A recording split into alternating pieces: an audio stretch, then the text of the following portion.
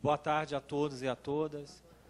É com muita tristeza que nós vimos aqui dar o nosso depoimento sobre o que aconteceu no Pinheirinho. Para nós de São José dos Campos, que atuamos na área de preservação do direito à moradia, apesar de toda a experiência que a gente tem nessa área, o que aconteceu lá foi uma barbaridade nunca vista antes. Acho que não há precedentes na história do país sobre o que aconteceu lá. Mas para quem conhece São José dos Campos, a sua formação, a elite que domina a cidade, dá para entender o que aconteceu.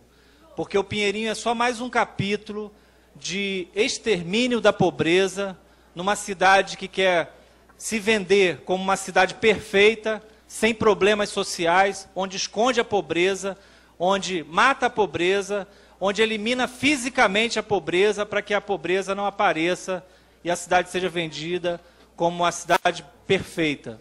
É uma cidade com um orçamento de 1 bilhão e 700 milhões de reais, que nos últimos anos, posso assegurar sem medo de errar, que nos últimos 5 anos teve sobra de caixa. O último ano foi em torno de 400 milhões de reais que não foram gastos. Daria para regularizar uns 4 pinheirinhos, dinheiro que não foram gastos, mas a opção política da cidade, dos seus governantes, é para a exclusão e para a exterminação da pobreza, exterminando o pobre e não acabando ou elevando suas condições sociais. Eu vou aqui rapidamente dar o meu testemunho do processo e de coisas que só eu vi e que é importante que todos saibam. Eu não vou fazer um histórico longo, porque todo mundo aqui com certeza está inteirado do assunto do Pinheirinho, mas a Defensoria Pública vem atuando desde a sua instalação em 2007, junto com as lideranças, a combativa liderança do movimento, a Associação de Moradores, dando em parceria jurídica com esses moradores, para que a gente possa dar assistência jurídica a eles. E nós tentamos, juridicamente, dentro das normas, dentro das leis do país, conseguir reverter essa situação, uma situação inusitada, onde várias mentiras são ditas e tidas como verdades. A primeira mentira é que a decisão ela era irreversível. É uma decisão liminar, depois de 8 anos, é uma liminar em reintegração de posse, que aí embute a segunda mentira, não tinha mais recursos, os recursos já foram julgados. Existem 2 recursos pendentes que o Tribunal de Justiça senta em cima e não julga. Tá?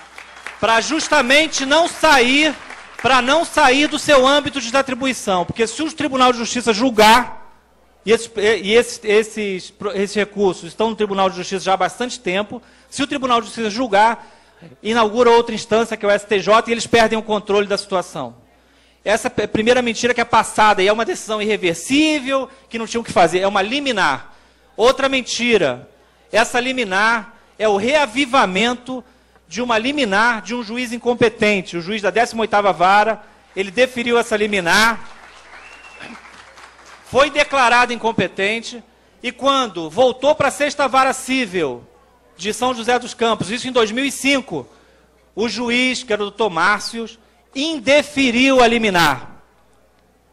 A liminar de reintegração em posse, é bom que se fala isso claramente, foi indeferida em 2005. O que quer dizer isso? Somente um fato novo, ou mesmo um pedido do autor, poderia revigorar. A juíza, sem pedido de ninguém, decidiu restaurar, rever a decisão dela, no primeiro, de forma atabalhoada.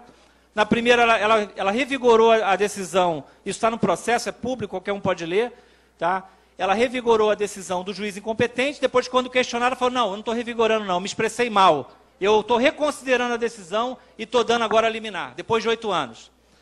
Outra mentira, a maior parte desse tempo, de 8 anos, foi em função de recursos da massa falida, não dos ocupantes. Quem demorou esse tempo todo na justiça, porque não se conformou com o indeferimento da liminar, foi a massa falida. Então é bom que se deixe isso bem claro, porque os recursos que os ocupantes entraram, que foi julgado pelo STJ, nós ganhamos todos. Tá? Não inconformados por terem perdidos dentro da lei, e nós estamos falando de nada fora da lei, estamos falando dentro da lei, eles usaram desse subterfúgio de restaurar uma liminar para poder cumprir. São coisas que a imprensa, infelizmente, não passa, porque é muito difícil de se explicar todos esses detalhes. Mais ainda, tem uma decisão do juiz, uma decisão, e aí não é da Justiça Federal, é da Justiça Estadual, doutor Silvio Pinheiro, da primeira vara da Fazenda Pública, proibindo a demolição das casas. A prefeitura entrou com uma ação demolitória para demolir as casas, com base nas normas urbanas de ocupação do solo. Essa ação foi julgada improcedente e determinou que a prefeitura não demolisse nenhuma casa. Mesmo com essa ordem, as casas foram demolidas às pressas. Nós temos a ordem da juíza Roberta, que foi revigorada pelo desembargador federal Cedenho, que determinava que a Polícia Militar, a Guarda Municipal e a Polícia Civil se abstivesse de participar da desocupação. E aí, só para terminar, eu não vou tomar muito tempo de vocês, muita gente querendo falar, mas eu vou contar uma coisa que só eu e o oficial de justiça presenciamos, para vocês verem o quão vergonhoso foi toda essa ação, quão ilegal, quão imoral. Né? No momento que a gente soube da desocupação, porque ninguém acreditava, era 6 horas da manhã, às 6h15 eu cheguei no local, me dirigi ao comandante da operação, fui recebido a balas, né, a bala de borracha, consegui não ser atingido. Eu e um grupo de 4 ou 5 moradores estavam no ponto de ônibus sem fazer nada, foram alvejados de maneira gratuita. Me dirigi ao Major Paulo para entregar a ele a ordem da Justiça Federal. Ele rindo numa satisfação, quase em transe naquela situação, falou: o senhor não é oficial de justiça, eu não vou receber a sua ordem.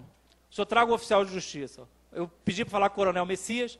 Ele falou: o Coronel Messias está de helicóptero, se o senhor conseguir alcançar ele, o senhor pode dar a ordem para ele. Eu falei: quem é um comandante em terra? Sou eu. Eu falei: eu vim aqui para lhe entregar uma ordem de um desembargador federal suspendendo a operação. Ele falou: não vou receber porque o senhor não é oficial de justiça. Corri para a Justiça Federal, às 7 horas tinha um oficial de justiça lá com a gente, né? E aí o juiz da Justiça Federal não quis que aquele oficial, porque era um oficial que não era oficial plantonista, levasse a ordem. Isso não tem detalhes e tal. Às 9 horas chegou o oficial de justiça plantonista, a operação já em andamento. O juiz determinou que fosse suspensa a operação. Determinou, expediu um mandado e entregou ao oficial de justiça. Nós acompanhamos, eu, Toninho, estava comigo, né? Fomos direto para o local de operação procurar o comandante, o Coronel Messias. Fomos recebidos a bala novamente, mesmo nos identificando com as nossas credenciais, oficial de justiça, com a carteira dela de oficial de justiça, fomos recebidos a bala. Conseguimos furar o cerco, fomos aonde estava o Coronel Messias, e lá eu presenciei uma cena que eu jamais imaginei ver na minha vida. Jamais imaginei. Primeiro, que o mandado entregue pelo oficial de justiça foi pego por um juiz. Pelo juiz assessor da presidência. Imediatamente eu intervi e falei: esse mandato se dirige ao comandante da Polícia Militar e deve ser entregue ao comandante da Polícia Militar. O senhor, por favor, entregue o mandado para ele. A oficial pegou da mão dele e entregou na mão do Coronel Messias. E o Coronel Messias, visivelmente abalado, tremendo, recebeu ordens do juiz para escrever o que ele tinha que dizer no mandado falou: escreva aí, comandante, que o senhor não vai cumprir a ordem. E assim ele fez, a letra até trêmula, se vocês verem no mandado, está documentado. E ele se submeteu a essa ordem, né, de um juiz que não tem nada a ver com o processo. O juiz não tem nada a ver com o processo. Ou seja, a gente violou todas as normas que eu conheço, desde que eu entrei na faculdade de Direito, que é o princípio do juiz natural. Né. Ele estava lá fazendo o quê? Né?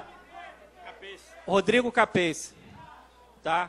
Estava lá em nome da presidência do tribunal, quando era uma ordem de juiz de primeiro grau. Então, vergonhoso. Eu, sinceramente, me envergonho da justiça que eu tenho. Por quê? Porque nós ganhamos e não levamos. Só para terminar, existe uma ordem, porque se faz uma grande confusão, existe uma ordem de um desembargador federal que está valendo. Não foi cassada, não foi nem objeto de recurso. O conflito de competência que foi julgado pelo STJ foi numa medida cautelar da AGU, da União, que não tem nada a ver com a medida cautelar que foi proposta pela Associação de Moradores. Então, assim, na verdade, o que a gente está passando para a população é que não existe lei em São Paulo, né? Não existe lei nesse país, cada um faz o que quer, é só ter força para cumprir o que quer. É isso que eles estão passando, é isso que eles estão passando para as crianças, é isso que eles estão passando para os estudantes de direito, né?